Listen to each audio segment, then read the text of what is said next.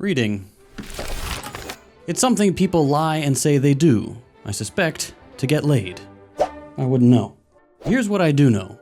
The other day when I put down my copy of All About Love, annotated, I learned that it's not just that people aren't reading anymore. It's that nobody even knows how. Millions of American adults are now struggling to read. Reading scores have dropped to their lowest levels in more than 2 decades among high school seniors. Oh my God, you can't read, can you? Just 40% of fourth graders are working below what's considered a basic reading level for their age. Are we raising an illiterate generation that can't understand basic sentences? I can't read. Get out of here. There's been a lot of talk lately about the US's literacy problem. You might have heard that 40% of kids can't read, or that 21% of adults are illiterate. And that all sounds really bad. For you. Really vindicating for me, who's gotten incredible at grunting and pointing. Unfortunately though, these headlines aren't exactly true. Here's what's really going on. The original source for the kids can't read headlines is the NAEP, what's called the Nation's Report Card. Every year, 100,000 kids take a test. Last year, that test showed that 40% of 4th graders, a third of kids in 8th grade, and a third of 12th graders don't have basic reading skills, which is the worst result since 1992. Every class from K through 12 is doing worse. And as someone who did K all the way through 12th grade, I can tell you, I forgot. Regardless, on the adult side of things, that 21% statistic comes from a random website that cites no sources or studies. We can pretty much ignore that one. But we're not out of the woods yet. What's verifiably true is that the number of US adults scoring at or below a literacy level 1 has grown from 19 to 28% in 6 years. That's according to the PIAAC, a test that adults take in all 38 OECD countries. And OICD's results, and they are PIAACing me. I don't know. I tried, right? But here's what they mean. As far as child literacy goes, the NAEP defines what a basic reading level is, but not what below basic means. So even though not hitting basic sounds bad, below basic doesn't necessarily mean 40% of kids literally aren't able to read.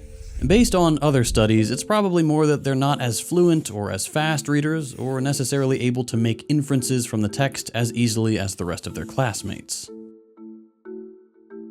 Still, you might be worried about the fact that these are the worst results since 1992, and that it kinda sounds like we've just been on a downward slope for 30 years. But that isn't the full story either. Between 92 and 2019, test results actually stayed pretty much the same, if not slightly improved. It's only the last few years that we've seen a dip, which, not coincidentally, lines up with the year kids had to be on Zoom. Not the drug, the video conferencing platform. Which might be worse. And the same thing is true with adults. Reading below a level 1 on the PIAAC doesn't mean literally being unable to read. It means capping out at short paragraphs and having difficulties with anything a little more technical. In other words, things aren't as devastating as the headlines make it seem. There aren't a third of people in the richest country in the world unable to pick up a menu. But things are admittedly not great either. What these tests show is that there's a real lack of critical reading skills and reading comprehension for a huge chunk of the country.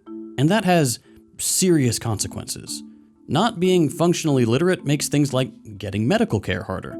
If you're having trouble navigating insurance contracts, prescriptions, you're not able to fully follow medical advice. Similarly, not understanding a contract for your job or anything else makes life a lot more difficult. But that's all individual level stuff. As the proud recipient of a solid A-, aka 90, on an online IQ test, I don't care about you dum-dums. But high rates of low literacy have societal consequences too. Entrance exam results for the military are going down, for example. That's scary. Not sure how explicit I need to be here. Dumb person with gun. Also, about a third of employers say workers aren't literate enough to do their jobs well. That sucks. And zooming out for a second, poor critical reading skills, not being able to identify real facts consistently, not realizing when statements are contradicting one another, all the stuff that falls below that PIAAC level 1, that's got political consequences. It affects who people vote for, assuming that feeling like you can't understand politics hasn't already discouraged you from participating entirely. It also makes you easier to propagandize. The media love people with no critical thinking skills. At the rate we're going, it's not going to be a question of, are people picking up a book every once in a while? It's going to be, are the kids going to be okay when all the old people die? Are you aware at this point of the concept of the meme of retard maxing? Human fulcrum and man who can barely hold back a tee-hee, Mark Andreessen, is at the forefront of what the darkest timeline option might be. Recently seen anti-endorsing introspection. You don't have any levels of introspection. Yes, 0, as little as possible. Why? Move forward. Go. Andreessen has opened a window into what a post-literate future could look like. The guy is extremely bullish on AI accelerationism generally, and getting kids hooked on AI early specifically. If you have a kid that's like super interested in something and they can ask an infinite number of questions and they can get instantaneous feedback. And in fact, you can even tell an LLM, it's like, teach me how to do the following. And you can say, wow, I don't quite understand what you're saying. Dumb it down for me a little bit. Okay, now quiz me. Do I actually understand this? People can just do this today. There's this like massive opportunity for parents, in many walks of life with a little bit of time and focus to be able to say, okay, my kid's probably still going to go through a traditional education system, but I'm going to augment this with AI tutoring. I don't need to tell you why that's a bad idea. Every month we get more evidence that using AI as a research and learning tool just doesn't work. Beyond the hallucinations and the prospect of ChatGPT confidently spitting out, "You're so right, 2 + 2 isn't just not equal to 4, it's 5. AI dramatically incentivizes cognitive offloading. A study out of MIT recently found that people who write with AI just aren't thinking much and leaving almost everything to the LLM. Researchers found their brain doing 55% less compared to someone writing without any AI, meaning they were retaining less, i.e. not learning as much, and overall simply not working their brain as hard, making it weaker in the long run. If Andreessen and his tech buddies' vision of the world comes to pass, we may soon be left with a generation that isn't even able to do this anymore. AI becoming more popular, both among adults and in schools, is going to make us even less literate. And like we've covered in a previous video, there's already a big collab between Gov and Prive to make exactly that hap. But there is another path. Alright, quick plug and then we'll get back to it. As always, I want to respect your time, so here's a timestamp to skip ahead if you're not interested or not able to support the channel. I've said this before, but it is worth repeating. This channel runs on viewer support. That is just the reality of doing this kind of work. There aren't a lot of companies lining up to fund openly socialist content, and honestly, even when they do, it's not something I want to depend on long term, because at the end of the day, if your funding comes from corporations, there's always going to be pressure there. Sometimes it's subtle, sometimes it's not, but it's never on our terms. So the alternative is pretty straightforward. If we want this kind of content to exist, it has to be supported directly by the people who actually watch it. If you're in a position to help out, Patreon is the easiest way to do that. You get some nice perks too, including early access to ad-free versions of every single video, and access to our patrons-only Discord server, complete with book club. And then there's also Means TV, which I've been really working hard to help build these last couple of years. Means is a worker-owned streaming platform, so no ads, no venture capital nonsense, it's just us normal people trying to build something that actually reflects the politics we talk about here. I've been posting some extra stuff there for a while now, including like 15 or 20 minutes of extra content for every video, and we have some bigger projects on the way too. No pressure, obviously. Watching and sharing the videos helps a lot on its own, but if you do want to go a step further and help make sure that Second Thought stays afloat, these are the best ways to do it. For those of you who already support us financially, and those of you who are on the fence, thank you so much. It really does mean the world to us. All right, that's it. Back to the video.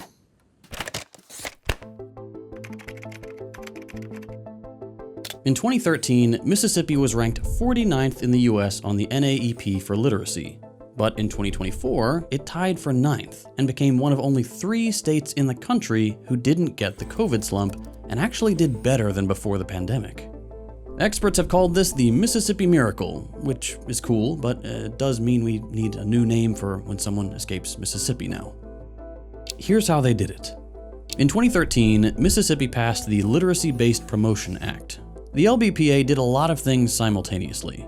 It expanded access to full-day pre-K, gave teachers specialized training in literacy instruction, gave struggling readers targeted help earlier, instituted screening tests so that those kids who weren't reading well enough wouldn't graduate from 3rd grade and wouldn't advance without getting the necessary reading skills, and it changed the default method of reading instruction to phonics, away from the more widespread approach that took off in the 2000s called whole language, all for only $15 million a year.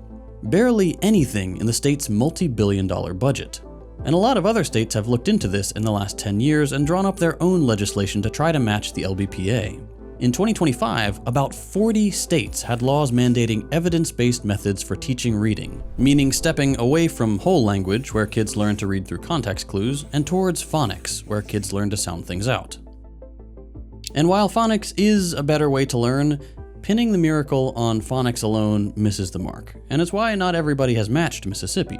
It's the entire system of support that the LBPA created that made it work so well. It's the fact that kids got specialized attention, they got better trained teachers, and that those kids whose parents can't afford pre-K childcare, because frankly, who can, got similar access as their wealthy peers so they wouldn't already be behind at 3 years old. All that is what made sure kids didn't leave Mississippi only being able to read sweet tea leaves.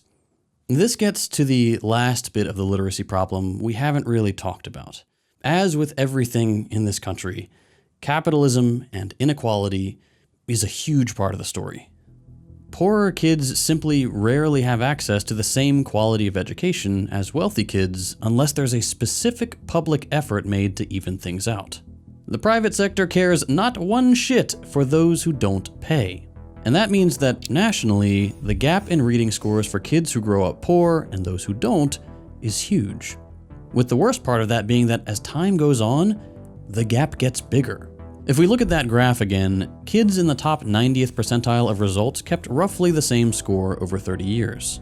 The big source of America's decline in literacy is happening in those bottom 50, 25, 10% groups. Groups that are much poorer on average compared to the top scorers, who are more likely to be middle and upper class. In other words, kids who do well and are often wealthier will do well independently of education policy, independently of things like COVID, independently of phones and AI. But when those things start hurting kids' ability to read and public policy doesn't pick up the slack, those kids are left out to dry. In a country where public schools get most of their funding from property taxes, you just know that kids who grew up in poorer neighborhoods are going to feel that neglect that much more. And in the same way that the Reagan administration tried to defund and privatize education in the 80s, the Trump administration is currently moving forward with plans to take even more public money out of the education system. So this trend where rich kids coast and poor kids slump is likely going to keep getting worse. I know you know that capitalism is bad, but this is such a poisonous consequence of its logic that it's frankly hard to even talk about.